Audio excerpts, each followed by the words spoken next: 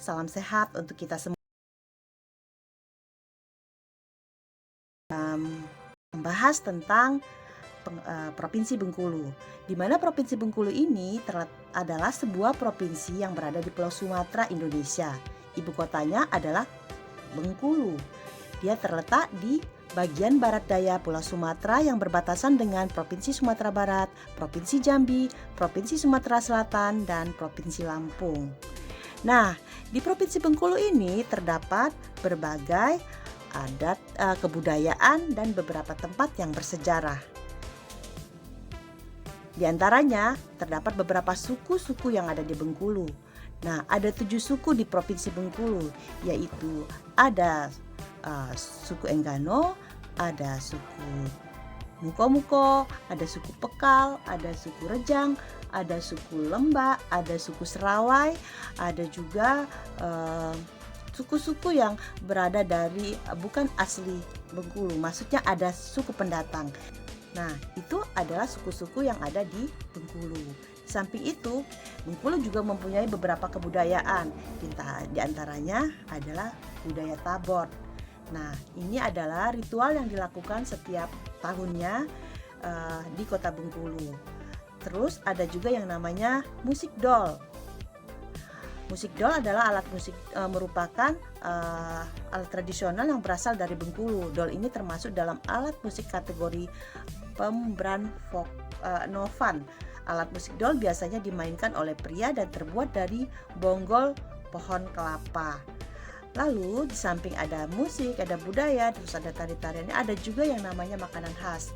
Di antaranya seperti bagariu yang terbuat dari ikan, terus ada juga lemah, terus ada juga kuenya baitat, dan adanya ikan pais atau pendap kalau disebut dengan bahasa Bengkulunya. Oke, sekarang kita pergi lagi ke ada satu kawasan di mana di sana ada yang namanya Kampung Cina Bengkulu. Nah, karena di sini juga banyak juga suku pendatang lainnya seperti suku Tionghoa, maka di Bengkulu juga ada kawasan pecinan atau kawasan Kampung Cina. Di mana di dekat Kampung Cina ini juga ada yang namanya Benteng Malbor. Nah, benteng ini adalah salah satu benteng terbesar di Asia yang notabene adalah peninggalan pemerintah Inggris pada saat penjajahan beberapa tahun silam. Benteng ini dibangun antara tahun 1713 sampai dengan 1719 oleh East India Company di bawah kepemimpinan Gubernur Joseph Collet sebagai benteng pertahanan untuk keresidenan Inggris di sana pada saat itu. Lalu kita juga bisa menemukan di Bengkulu untuk mengetahui sejarah lengkap, Bengkulu juga punya museum. Nah, di dalam museum ini terdapat berbagai koleksi. Ada pakaian pengantin, pakaian adat, alat rumah tangga, senjata tradisional, terus bentuk-bentuk rumah adat, tulisan huruf gagangnya, dan peninggalan-peninggalan masa prasejarah mulai dari masa peradaban batu sampai dengan perunggu. Nah, di sini ada aksara gagangannya. Terus Bengkulu juga punya batik. Batik ini namanya batik Besure. Ini ya, batik ini menggunakan motif-motif bertuliskan kaligrafi Arab.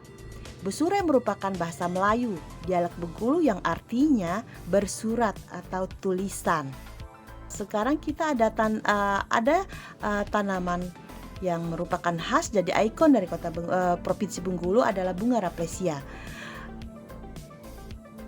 Rafflesia arnoldi ini adalah marga tumbuhan yang berbunga yang semua anggotanya adalah parasit obligat. Deskripsi mengenai Rafflesia dibuat oleh Dr. Joseph Arnold tahun 1818, sehingga bunga Rafflesia ini disebut juga dengan Rafflesia arnoldi. Beberapa tempat wisata juga ada di Provinsi Bengkulu.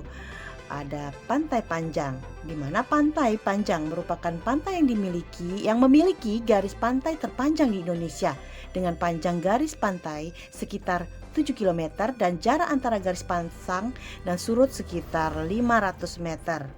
Hal ini dikarenakan Pantai Panjang memiliki sedikit karang sehingga pada saat air laut pasang, jangkauan air laut sangat jauh. Pantai ini berjarak sekitar 3 km dari pusat kota Bengkulu sehingga sangat-sangat mudah untuk kita akses. Di samping Pantai Panjang, ada juga tempat yang bisa kita kunjungi di sini adalah konservasi penyu di Desa Pekik Nyaring.